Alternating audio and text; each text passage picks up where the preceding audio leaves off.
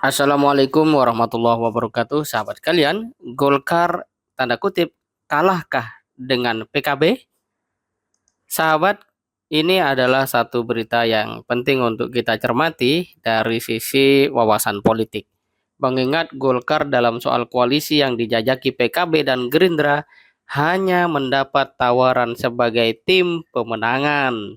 Bayangkan, ini Golkar ditawari hanya sebagai tim pemenang. Ketua umum lagi. Bayangkan, kalau mau disandingkan misalnya dengan Erick Thohir dalam hal komparasi, jelas tidak relevan. Mengingat Erlangga Hartarto adalah ketua umum partai politik yang ya secara sejarah ataupun faktual jelas Golkar lebih punya potensi suara lebih tinggi dari PKB di atas kertas ya untuk bisa meraih suara lebih dari pemilu 2024. Tetapi PKB dengan santai menawarkan bahwa kalau mau Pak Erlangga jadi ketua tim pemenangan, nanti capresnya Prabowo dan cawapresnya Muhaimin. Nah, ini sesuatu yang sangat ya di luar prediksi kita semua. Nah, pertanyaannya, apakah ini berarti PKB lebih superior atau memang Golkar turun kelas? Ya, mengingat sampai hari ini Golkar tidak menentukan posisi yang jelas pasca KIB ditinggal lari oleh P3. Golkar malah tidak nampak di media melakukan komunikasi dengan PAN, sahabatnya dalam koalisi di Indonesia Bersatu. Justru berita banyak menampilkan berita Golkar bertemu dengan PKB. Nah, sahabat kalian, secara historis jelas Golkar ini lebih berpengalaman. Tetapi apakah sekarang memang Golkar dalam keraguan-raguan dalam mengambil sikap terang? Sementara itu, PKB kalau dilihat sejak 2004 memang selalu berada dalam koalisi pemerintahan sampai sekarang.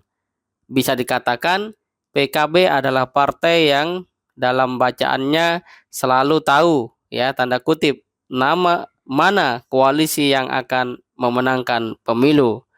Nah, yang menarik di tengah semangat PDIP akan menang mencapreskan Ganjar, PKB tidak berada dalam koalisi bersama PDIP.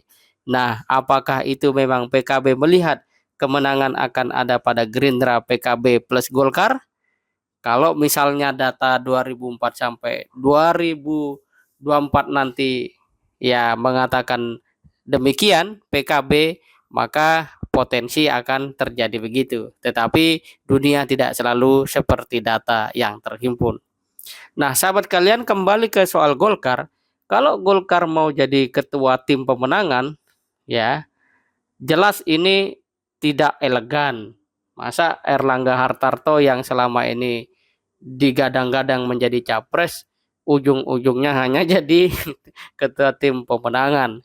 Nah, entah kalau ada pertimbangan lain di luar nalar politik normal ya. Sementara mungkinkah PKB tetap mengajukan Muhaimin sebagai cawapres Prabowo jika misalnya Golkar teguh memajukan Erlangga sebagai cawapres Prabowo?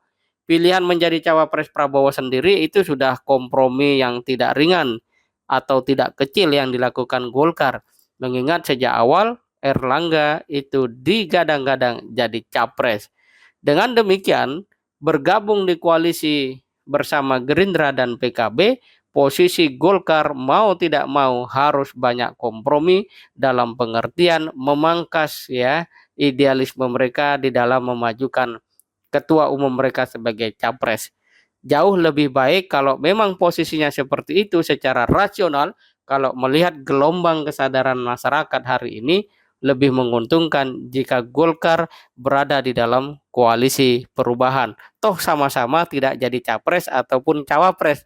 Sementara peluang kemenangan berdasarkan fenomena itu kemungkinan koalisi perubahan akan menjadi pemenang ya, kemungkinan. Nah, lebih jauh Apa sebenarnya ya kalau kita bertanya benefit Partai Golkar bergabung dengan Gerindra dan PKB? Tidakkah Golkar lebih menarik kalau bergabung dengan koalisi perubahan? Inilah yang menjadi sebuah tantangan. Silakan sahabat memberikan pendapat kaitan dengan posisi Golkar yang sepertinya makan buah si malakama, masuk KIB tidak jadi cawapres, kemungkinannya masuk koalisi perubahan juga mungkin tidak jadi cawapres, tetapi ada sisi-sisi kemenangan, benefit yang bisa didapatkan oleh Golkar. Dan ataukah nanti Golkar akan bergabung dengan PDIP dan P3?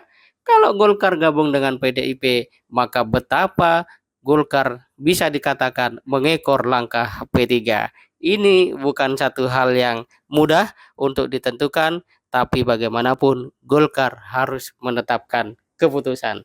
Demikian, terima kasih. Assalamualaikum warahmatullahi wabarakatuh.